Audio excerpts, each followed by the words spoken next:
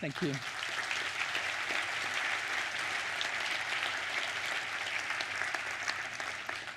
Søren Kierkegaard, the Danish philosopher, tells lots of stories about geese. Those of you from Denmark will know that normally they have goose for Christmas rather than turkey. And at the bottom of the valley where he used to sit and write his books, Kierkegaard noticed that there was a goose farm. And as the years went on, he said, I noticed the same thing every year. In the early spring, the goslings would hatch. And they would look up at the sky, for they were made to fly.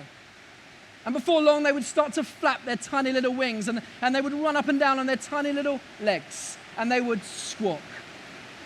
I'm going to have to speak louder. But Kierkegaard noticed that after a while, a lorry would arrive and unload onto the farmyard a mountain of grain far higher than the little geese could see. And suddenly the geese would stop looking up and they would look down and peck the grain. And as the weeks turned into months, he noticed these geese getting more plump and bloated, for they were table geese, being fattened up for Christmas. And before long, they never used to look up at the sky at all. They never flapped their little wings or ran up and down. They just spent all day looking at the floor and pecking the grain. Except that is for 1 week every September, when the wild geese would fly overhead and the sky would be filled with these migrating geese, chasing the sun, looking for spring. And the table geese would look up for the first time in months and they would see their wild cousins flying overhead. And they would try to flap their underdeveloped wings and sort of waddle up and down on their stumpy little legs, and they would squawk. But then the wild geese would be gone, and the table geese would look down again and peck the grain. No geese out there today. I wonder if you've ever felt like one of those table geese. You've looked up and you've seen people and teams that just seem to fly high. And they seem to be just collaborative and agile. They work together, they get things done, and you've yearned to be like that. But you just seem to be pecking the grain. Well, just for a few minutes before we go to lunch, I've just been asked to just share a few thoughts on your theme for the day of collaboration and agility. I've just got 3 simple thoughts, and I'll take less than 5 minutes on each. And the first one is this: discover the power of individuality. We've all heard the phrase, there's no I in team. And while it may be true grammatically, nothing kills a team faster. So Alex Ferguson was so successful with Manchester United because he knew how to let individual talent flourish while maintaining the team ethos. And you will be the best asset to your team, not by trying to be a clone of everyone else, but by bringing to the table what is unique about you, by being yourself. But in order to do that, you not only need to know what your strengths are, you also need to be aware what your weaknesses are. Has anyone ever been in a job interview and been asked, what are your weaknesses? Hands up. Keep your hand up if you told the truth. Okay. Of course you didn't. If you were smart, you said, I've got a real weakness for Cadbury's dairy milk. Or like all the candidates said at the Tory leadership debate, my weakness is that I just work too hard for my consistency. I'm just too committed. But I want to suggest to you that your weaknesses, far from being something to hide from, can actually be an asset. I mentioned about Sarah, my wife, and Sarah has dyslexia. She remembers growing up at school and sometimes she'd get her words in the wrong order or show up at the wrong classroom for lessons. It wasn't the laughter from the other children that hurt her the most. It was the frustration from the teachers. If only you would try a little harder, then you'll get it. You'd soon get it if only you listened a little bit more carefully. Well, of course, it didn't work, and so Sarah grew up thinking that she wasn't very intelligent. But then she met a teacher who told her that she had a gift, that she could see things differently. Skip forward 20 years.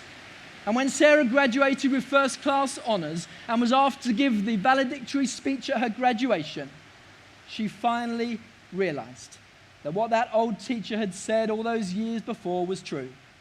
She'd learnt that her weakness could be a strength. Maybe there's someone here and you feel like you've never really fitted in. You always see things differently from everyone else. Maybe it's time to be a little kinder to yourself and rebrand what others have seen as a weakness as a strength. A friend of ours called Jenny is a natural-born leader. She has scaled more heights in business than most of us have even attempted. She's broken every glass ceiling almost going.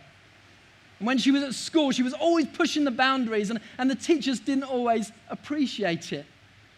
And eventually her parents went into school and said, look, I understand Jenny needs to follow the rules, but she's not a naughty child. She's a leader. Many years later, someone asked her father, when did you first discover that Jenny was a leader? He didn't skip a beat. He said, when she was 5 years old. I was watching out of my study and she was cycling up and down on her tricycle. And I went down and I said, Jenny, you can go anywhere you like in the garden except beyond the back gate. If you go further than that gate, you're going to be getting a spanking. Well, then Jenny did something which her father says he will remember for the rest of his life. She looked up, she smiled, and then she pulled down her shorts and said, well, Daddy, you might as well spank me now because I've got places to go. Discover the power of individuality. But in order for that to work, it must go hand in hand with my second suggestion. Discover the power of humility. Lord Dannett, who was the former head of the British Armed Forces, describes in his autobiography what he considers to be the essential qualities of a successful army officer. And they are these: absolute fitness, enduring courage, complete integrity, and undaunted willpower. It's a good list, but it's not enough, he said. The most important is the last one: true humility. And the secret of humility is to rejoice in the victory of others. Collaboration is the opposite of the competitive, greasy pole, dog-eat-dog culture that we live in. As President Harry S. Truman put it so famously, it's amazing what you can achieve if you do not care who gets the credit. We live on the south coast, and near our house you can watch in June the Isle of Wight yacht race. It's absolutely stunning. Hundreds of yachts tearing through the waves. But what does it take for a yacht to win? Extraordinary engineering? Of course. Expert craftsmanship? No doubt. A powerful wind? Absolutely. But all of the boats have those things. What makes the difference between the winner and the loser? A collaborative, agile team working together as one. Not one guy saying, I think we need to go this way, and another saying we ought to go that way. Not one person refusing to pull because it's not in their job description. Not someone taking the credit for the whole team. Absolute fitness, enduring courage, undaunted willpower, and true humility. My final point is the most important, and it's this: discover the power of truth-telling. Some years ago, I was on board a Royal Navy warship. Pretty important in that situation to be collaborative and agile, wouldn't you think? I was taken up to meet the captain, and I said, how are things? How's the crew? How's morale? He said, fantastic. Everyone's happy. Everyone's on board. Everyone's committed. All the feedback from the crew is first rate. You know what I'm going to say next. I went down to the mess hall, and everyone was complaining. We weren't given the shore leave we needed. No one communicates with us. We just don't feel valued.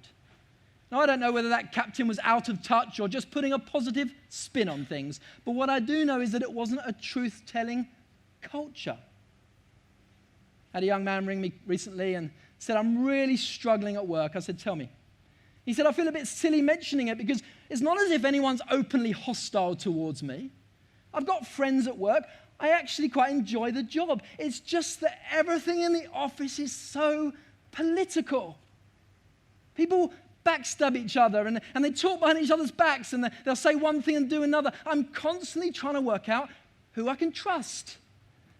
In fact, he said it sometimes feels like I'm back in the playground, and it is just so draining. My advice to him was to discover the power of truth-telling, to become a peacemaker by daring to tell the truth. If there's an elephant in the room, then sooner or later someone needs to name it. If someone's holding you back from getting your work done, before long you're going to have to deal with it. Face to face if you possibly can, perhaps over a coffee, but you're going to have to name the issue and find a solution. But we don't. Why not? Well, because most people think you have to make a choice between speaking the truth and keeping the peace. In reality, the opposite can be true if done well. If you master the art of truth-telling, then okay, it might be awkward at first. It won't always work. But in the long run, you will create far more allies than enemies. You will start to become known as someone who tells it as it is. And in fact, after a while, you'll find that you're not just a peacekeeper, but a peacemaker. It's no surprise that the most collaborative, agile teams excel at truth-telling. They've created a culture where people feel free to say it as it is. As I come into land, there's just a little maxim that I like to use in any team that I work with, and it's this. First of all, work out what is the right thing to do in any situation. And only then do you start to think about what's the most politically sensitive way to go about it. But most people start with the politics. Oh, well, we better not change that process because, well, that's John's area, isn't it? And we all know how upset John gets when things get changed around. But that's table geese thinking. Truly collaborative, agile teams first start with what is the right thing to do. Yes, we really believe that this process needs to change. Fine. Well, now we've agreed that. Second, we can work out how on earth we put it across to John. So just have a think for a moment. Lunch is being prepared. I won't take you another few minutes. But just think about a situation that you're struggling with at the moment. It may be at home, it may be at work. Is there something you could do differently? I realize there are so many factors that don't depend on you, but is there something you could do differently?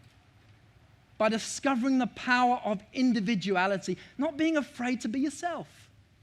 The power of humility, caring a little bit less who gets the credit, and the power of truth-telling, becoming a peacemaker by telling it as it is.